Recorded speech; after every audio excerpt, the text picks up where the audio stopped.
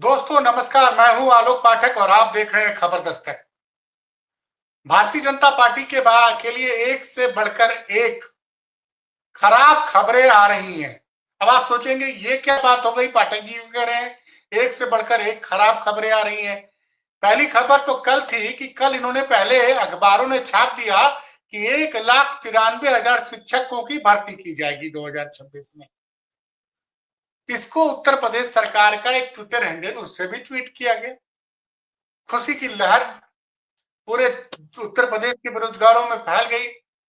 लोग ताली बजाने लग गए क्योंकि 6-7 सालों से शिक्षकों की कोई भर्ती नहीं आई थी। एक तो 69,000 शिक्षक भर्ती का बवाल तो आपको पता ही है। सरकार की लगातार किरकिरी हो रही, वो मामला सुप्रीम कोर्ट तक पहुंचा हुआ है। लेकिन कुछ दिन बाद वो ट्वीट डिलीट कर दिया गया। अब इस ट्वीट के डिलीट करने पर उत्तर प्रदेश के दिलों पर राज करने वाले, मेरे शब्द पे बहुत लोगों को ऐतराज होगा, लेकिन सच यही है कि उत्तर प्रदेश की 44% जनता के दिलों पर राज करने वाले अखिलेश यादव ने एक ट्वीट किया है। और ये ट्वीट जो है वो बता रहा है कि भारतीय जनता पार्टी को ये जुमलेबाजी बहुत भारी पड़ेगी। उन्होंने कहा 1,93,000 शिक्षक भर्ती को जुमलाई विज्ञापन से जन्मा 2027 के चुनाव में भाजपा की हार का राजनीतिक गणित खराब कर देगी। मैं मनोज जी 1 मिनट में समय लूंगा आपसे। मुझे याद है पिछले साल 2024 में सिपाही भर्ती का परीक्षा का पेपर लीक हुआ था। पूरे प्रदेश के छात्र आंदोलन कर रहे थे। उत्तर प्रदेश की योगी सरकार ने प्रधानमंत्री मोदी से डांट खाने के बाद 23 फरवरी को इस एग्जाम को रद्द करने की घोषणा की और यह कहा गया कि 1 महीने के अंदर एग्जाम होगा। तब अखिलेश जी ने प्रेस कॉन्फ्रेंस हम लोगों से बताया था कि ये जो सिपाही भर्ती परीक्षा का पेपर लीक हुआ, कैंसिल हुआ, ये भारतीय जनता पार्टी की हार का को लोकसभा चुनाव में बड़ी हार का ऐसे सामना करना पड़ेगा। तब हम लोग को आश्चर्यचकित रह गए थे कि ये अखिलेश जी कैसे घोषणा कर रहे हैं। और उन्होंने बाकायदे समझाया था कि टोटल 50 लाख लोगों ने परीक्षा दी थी। 5 साल बाद सिपाही परीक्षा हुई थी, भर्ती परीक्षा, पेपर लीक हो गया। तुरंत समझा दिया था एक एक विधानसभा में कम से कम लाख लाख वोट का नुकसान होगा। और जब नतीजे आए मनोज जी, तो अखिलेश यादव जी सही साबित हुए और भारतीय जनता पार्टी 80 में सिर्फ 36 सीटें जीत पाई गठबंधन के साथ, और सपा का विपक्ष का गठबंधन 44 सीटें जीतने में कामयाब रहा।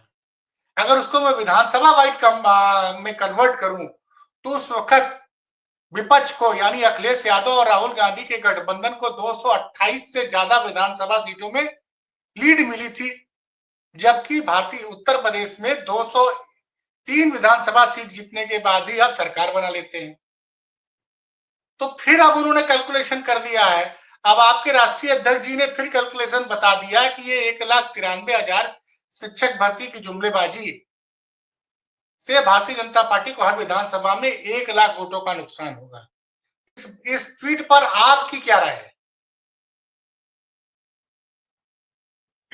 देखिए आलोक जी, जिस तरीके से सरकार के द्वारा लगातार जनता को भ्रमित करने की चीजें कही जा रही है, की जा रही है, वो दोनों पहलुओं को देखने और सुनने के बाद ये महसूस होता है कि सरकार चल किस डरे पे रही है। आखिर सरकार सरकार होती है। सरकार के कोई अपने हाथ पैर नहीं होते। सरकार एक संस्था है। तमाम सारी संस्थाओं से मिलाकर और सारी व्यवस्थाओं को जोड़कर सरकार बनती है। तो सरकार कोई फेक न्यूज कैसे डाल सकती है, और सरकार कोई चीज जनता को बताकर फिर उस पे बैक कैसे हो सकती है। ये दोनों चीजें बड़ी महत्वपूर्ण है। मैं इतना मान के चलता हूं कि मौजूदा सरकार ने जो जनता और नौजवानों के साथ खेल खेला है, वो बात लगभग लगभग सबको पता चल चुकी है और वो सभी को ये एहसास हो गया है कि मौजूदा सत्ता सिर्फ और सिर्फ अपने नफा नुकसान के लिए काम करती है, ना कि जनता के लिए कोई या नौजवानों के लिए कोई काम करती हुई अब तक ये सरकार नजर नहीं आई है। आदरणीय राष्ट्रपति जी ने जो ट्वीट किया, और जिस ट्वीट की आप बात 2024 के लोकसभा के चुनाव की कह रहे हैं, उन्होंने पूरे तरीके से जोड़ के कैलकुलेशन करके विधानसभा वार उन्होंने बताया था कि किस विधानसभा में मौजूदा सत्ता को कितना नुकसान होने जा रहा है। और वो सारे गणित सामने आ गए थे इस विधानसभा के चुनाव में। वो तो देश का चुनाव था जिसमें उत्तर प्रदेश की सिर्फ एक अहम भूमिका होती है। कोई डिसाइडिंग फैक्टर उस तरह का नहीं हो जाता है कि सब कुछ डिसाइडिंग हो जाएगा, लेकिन अहम भूमिका उत्तर प्रदेश की होती है क्योंकि वो देश का चुनाव और बड़ा चुनाव है। हर हाँ, स्टेट 80 का सीटें अपना हैं एक लोकसभा महत्व की होता उत्तर प्रदेश से। है। जी, हर स्टेट का अपना लोकसभा में महत्व है, कहीं कम सीटें, कहीं ज्यादा सीटें, वो बात सभी को पता है। लेकिन विधानसभा के चुनाव में बीजेपी को लंबा नुकसान होने जा रहा है। और जो राष्ट्रपति जी ने कहा है, विधानसभा के हिसाब से 1 लाख पर विधानसभा में नुकसान होगा, तो आप उसको 403 विधानसभा से कैलकुलेट कर सकते हैं कितनी वोटों का इनको बड़ा नुकसान होने जा रहा है। और वो सिर्फ इस नाते होने जा रहा है कि मौजूदा जो सरकार है वो सिर्फ जुमलेबाजी करती है, और जुमलेबाजी का उनका पैमाना इस कदर बढ़ गया है कि वो कभी भी किसी के साथ कहीं भी कोई भी मजाक कर सकते हैं। और ये शब्द मैं जानबूझ के कह रहा हूँ कि सरकार नौजवानी के साथ मजाक करती है। आप बताओ, 69,000 शिक्षक भर्तियों के होने वालों के साथ मजाक किया, 68,000 वालों के साथ मजाक किया, दरोगा भर्ती में मजाक किया, पुलिस भर्ती में मजाक किया, पेपर लीक पे पेपर लीक कराती चली गई सरकार, नौजवानों के भविष्य से खेलती रही सरकार। तो अब हम आप ये मान सकते हैं कि मौजूदा जो जनता है वो इस सरकार से पूर्ण रूप से ऊब चुकी है। और जो शिक्षक भर्ती वाला पूरी बात खबर आई है, उससे तो और भी ज्यादा नौजवानों में आक्रोश आ गया है कि एक तो सही से आरक्षण नहीं देना, इसके बाद भर्ती 5 साल की भर्ती हो गई और उसमें भी लोगों को तकलीफ, उसमें भी तमाम तरीके की लोगों को इस तरह की दिक्कतों का सामना करना पड़ेगा। मतलब कोई नौकरी करे, बच्चों को पढ़ाए, या हाई कोर्ट सुप्रीम कोर्ट करता रहे। यानी कि सरकार इस प्रदेश में नौजवान आदमियों को, औरतों को, सबको अस्थिर रखना चाहती है। और सरकार खुद आराम से, जिसे कहते हैं ना, मलाई काटते हुए अपने समय को बिताना के लिए पूर्ण रूप से तैयार बैठी है। 2-2 टर्म मिल गए योगी आदित्यनाथ को, उत्तर प्रदेश की जनता ने आपको बहुमत दे दिया, लेकिन आप बता क्या रहे हैं जनता को, दे क्या रहे हैं जनता को? सिर्फ और सिर्फ तकलीफ है, सिर्फ और सिर्फ मौत के कुएं में गिरने वाली स्थिति बन जाती है। आप याद करिए कोरोना में किस तरीके से तमाम सारे जो शिक्षक थे, उन शिक्षकों की मौतें कैसे हुई, चुनाव ड्यूटी में कैसे वो लोग मरे, ये सारी चीजें स्पष्ट हैं। तो मैं इतना जानता हूं कि आने वाले समय में सरकार को मुंह की खानी पड़ेगी, और पुरजोर तरीके से। उसमें तो पीडीए तो सशक्त रूप से लड़ेगा ही लड़ेगा, पुरजोर तरीके से पूरे समाज के लोग इस सरकार को नकारेंगे, खासकर जो नौकरी में है, जो नौजवान है, जो तैयारी कर रहे हैं, जो अपना सुनहरा भविष्य बनाना चाहते हैं, उन सबका। और मैं तो ये बात जरूर कहूंगा योगी आदित्यनाथ से और नरेंद्र मोदी से कि आपने तो अपना भविष्य बना लिया, 2 बार आप मुख्यमंत्री ले लिए, वो 3 बार प्रधानमंत्री रह लिए, तो नौजवानों के भविष्य के साथ आप क्यों खेल रहे हो? उनके भविष्य जो वो मेहनत से पढ़ाई कर कर इंटर और एमए, बीएससी, बीकॉम या तमाम सारी टेक्निकल डिप्लोमा डिग्रियां लेके वो लोग जब अपने सुनहरे भविष्य का सपना देखते हैं, तो आप कुंभकर्णी नींद में क्यों सो जाते हैं? एक तो आप जल्दी ये मनोज भर्तियां जी, नहीं निकालते। एक सवाल और भी है। अब क्योंकि अखिलेश जी ने इसकी बड़ी तगड़ी आलोचना कर दी और बहुत अच्छा पूरा एक रिसर्च की तरह पूरा लिख दिया है। अगर आप पूरे इनके ट्वीट को पढ़िए तो कैसे 1,93,000 सीटें हैं, हर सीट पे कम से कम 75 एप्लीकेंट होते हैं, वो जोड़ दिया उन्होंने। फिर हर जो भी छात्र है जिसको नौकरी मिलती है उसके पर माता पिता 2 लोग और वोटर जोड़ लिया, तो टोटल 4.5 करोड़ वोटरों का लेखा जोखा उन्होंने दे दिया। अब ये भी तो हो सकता है कि अखिलेश यादव को इस ट्वीट को पढ़ने के बाद योगी जी एग्जाम नौकरी हर हाल में एग्जाम करा दे, नौकरी दे दे, तब क्या होगा? भाई नहीं, सपा ने हम तो आलोचना चाह की, लोकसभा चुनाव हार गए, उसके बाद सिपाही भर्ती परीक्षा हुई और सिपाही भर्ती परीक्षा के बाद 48,000 सिपाहियों को नौकरी दे दी गई।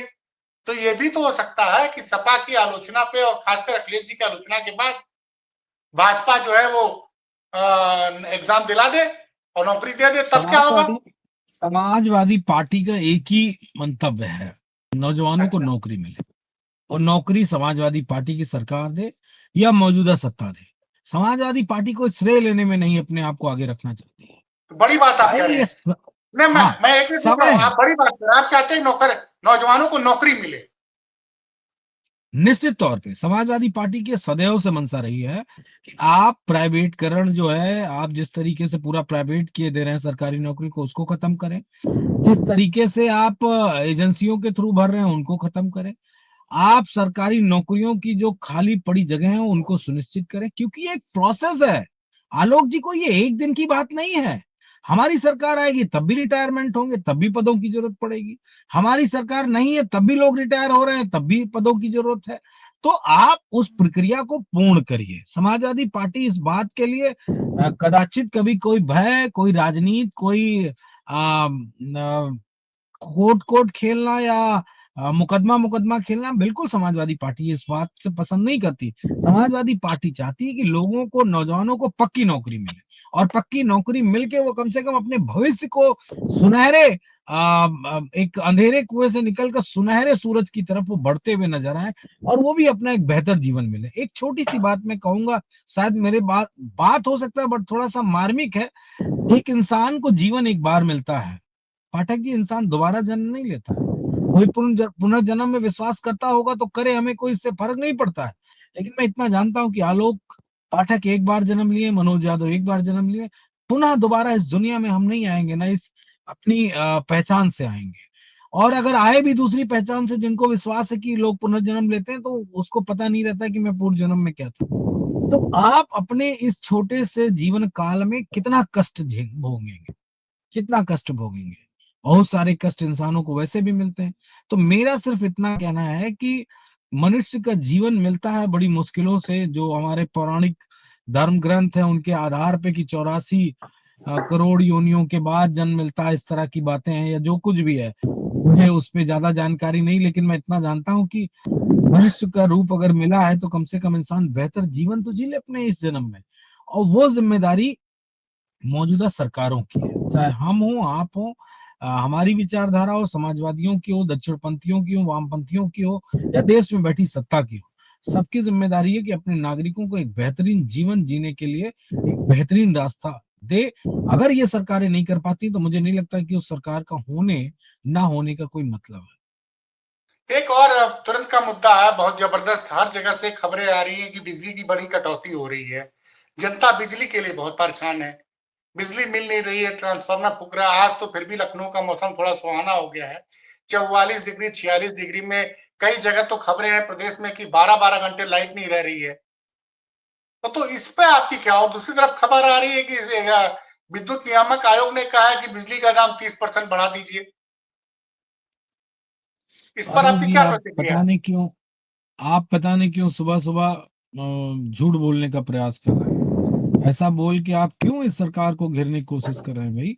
सरकार कह रही है उनके पास पर्याप्त बिजली है, वो हर जगह 24 घंटे बिजली दे रहे हैं।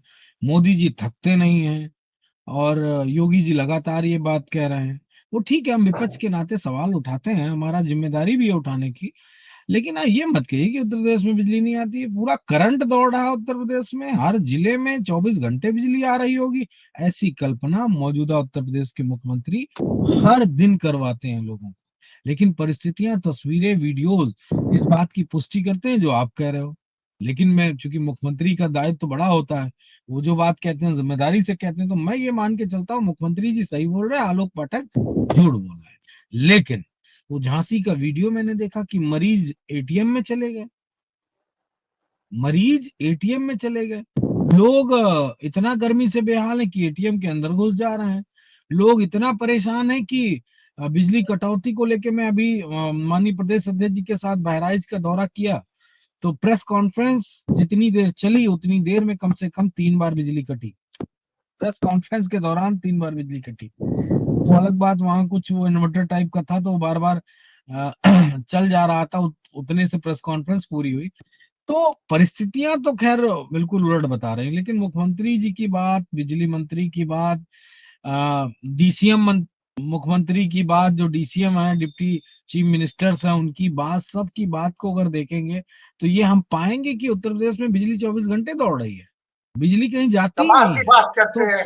ना बिजली मिल रही है 24 घंटा, अस्पतालों का बुरा हाल है, और आप कह रहे हैं कि आप गजब के विपक्ष है। आप कह रहे हैं हम मान रहे हैं कि 24 घंटे बिजली मिल रही है, अब आप ये कह देंगे कि हम ये मान रहे हैं कि अस्पताल में सबको इलाज मिल रहा है। जबकि अरे तस्वीरें रामराज तो कुछ और स्थापित बयां हो कर गया है, रही हैं। आप बेमतलब। देखिए, मेरे सामने बीजेपी का कोई प्रवक्ता आता नहीं है, तो मैं थोड़ी देर के लिए बीजेपी का प्रवक्ता बन जाता हूँ। कम से कम उसी से अपने आप से ही द्वंद करके लड़ लूंगा। मैं इतना जानता हूं कि उत्तर प्रदेश में रामराज स्थापित हो चुका होगा।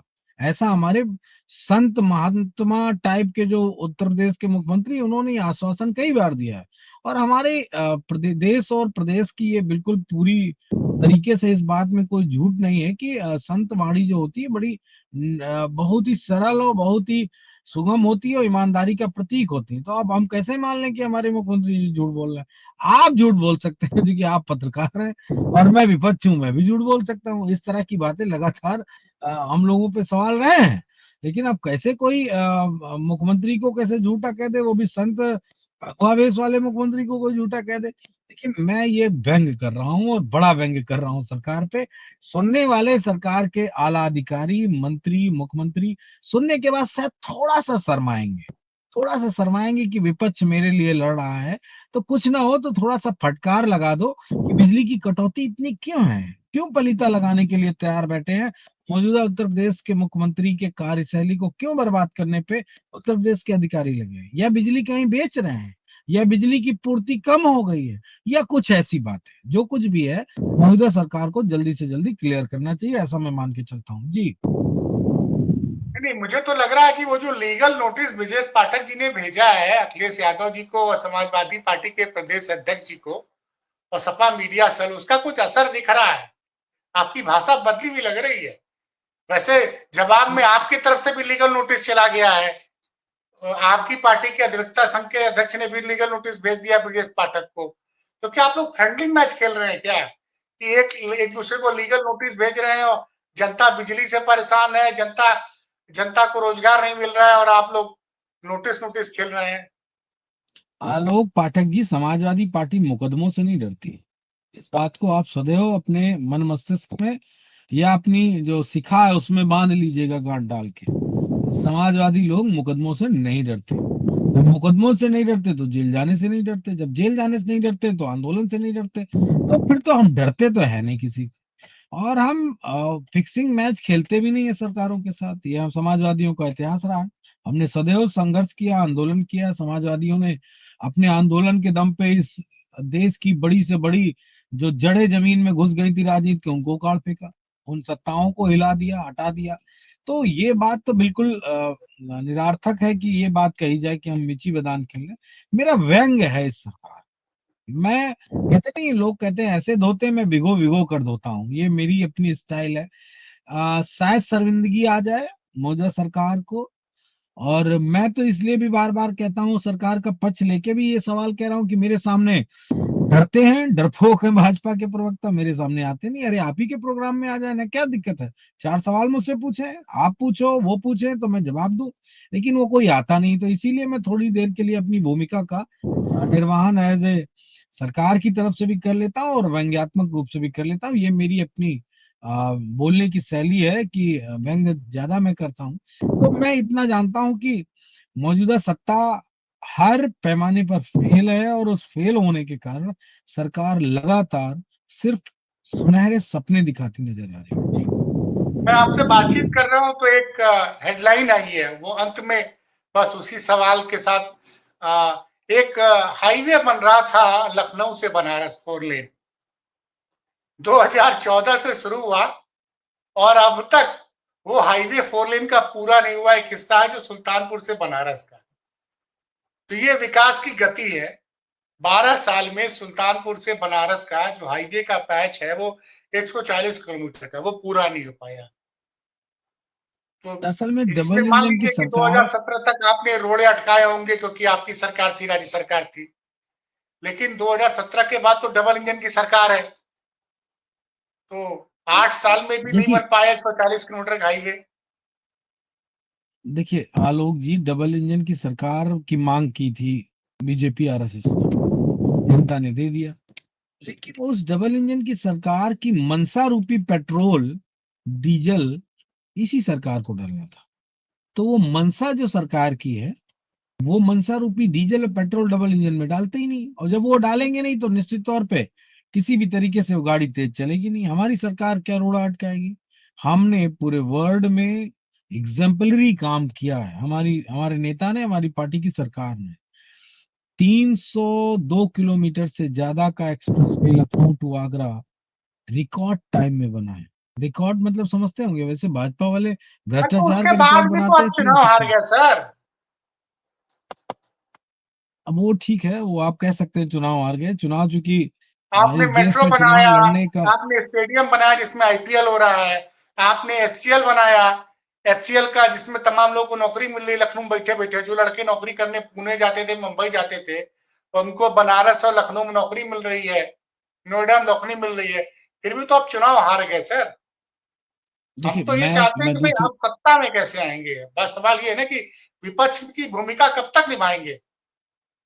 नहीं, सत्ता में 2027 में आएंगे, और 27 में ही इस उत्तर प्रदेश के हालात को सुधारने का काम समाजवादी पार्टी करेगी। लेकिन एक महत्वपूर्ण बात जरूर मैं कहूंगा कि आम, सरकार, सत्ता, बहुमत काम करने से नहीं मिलता है। इस बात की समझ इस देश के सभी राजनीतिक दलों को बेहतर तरीके से कर लेनी चाहिए।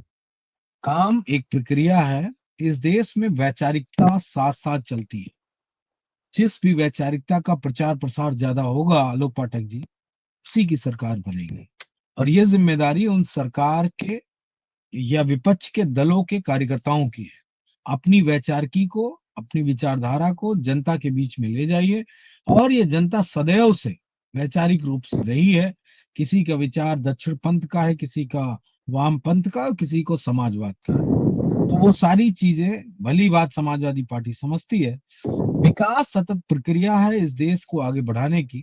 लेकिन सत्ता में आने की और सत्ता में बने रहने की दूसरी खुराक है। उस खुराक का विस्तार सभी राजनीतिक दलों को मेरे ख्याल से करना चाहिए। ये अलग बात है, दीगर बात है, बिल्कुल डिफरेंट बात है कि हमारे नेता आदरणीय अखिलेश यादव जी ने 12 से 17 के बीच में इन सारी चीजों को धता बताकर डेवलपमेंट पर चुनाव लड़ने का प्रयास किया था, जिसके परिणाम बहुत ही दुर्भाग्यपूर्ण रहे। तो निश्चित तौर पे समाजवादी पार्टी भी बेहतर तरीके से समझती है कि हमारा विचार, हमारा वैचार की ही हमें सत्ता में ला सकता है। और उसके बदले में हमें जो काम करने पड़ेंगे वो काम सदैव समाजवादी पार्टी करेगी। जी। धन्यवाद सर, आपने बहुत से मुद्दों पे बात की। एक मुद्दा और है, उस पर किसी और दिन बात होगी। आप पीडीए पे ज्यादा फोकस कर रहे हैं। आज ही भारतीय जनता पार्टी की स्पेशल मीटिंग कर रही है कि कैसे दलितों को वापस अपनी तरफ लाया जाए। खैर, इस मुद्दे पे किसी और दिन बात करेंगे। आपने जो समय दिया उसके लिए बहुत बहुत धन्यवाद मनोज जी।